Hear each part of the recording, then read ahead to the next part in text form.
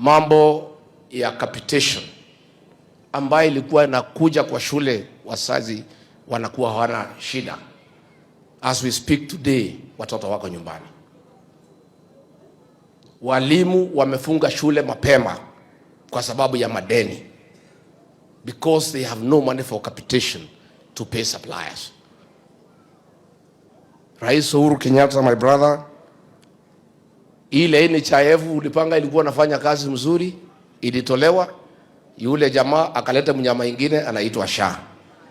Sijui kama umeisikia Rais Kenyatta, hiyo SHA inaitwa SHA Shi.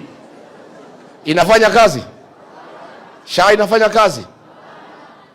Tumetoka hapo, mambo ya 100% transition ulipanga from primary school to high school is a big challenge.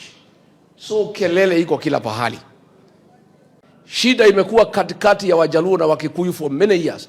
President Uhuru Kenyatta has addressed it in a very big way, that for the first time 1.3 million people at the behest of President Uhuru Kenyatta voted for Raila Odinga, which means ile differences yetu inaendelea kupungua.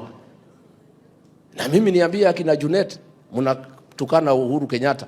Wewe Junet, kwanza ulipewa pesa ya agent, I was there, ukakuja ukanegotiate na Ruto, akakuambia ukule msikuwe na agent, mkashindwa. Sasa mna blame Uhuru. Uhuru alimpatia nyinyi maneno yenu. Si walikula hiyo pesa? So the President Uhuru Kenyatta did a great job in bridging the differences that were there between us and the Luo community.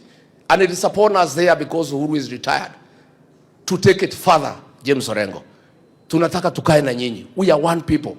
Na sisi hatuna ungovi na mtu yeyote.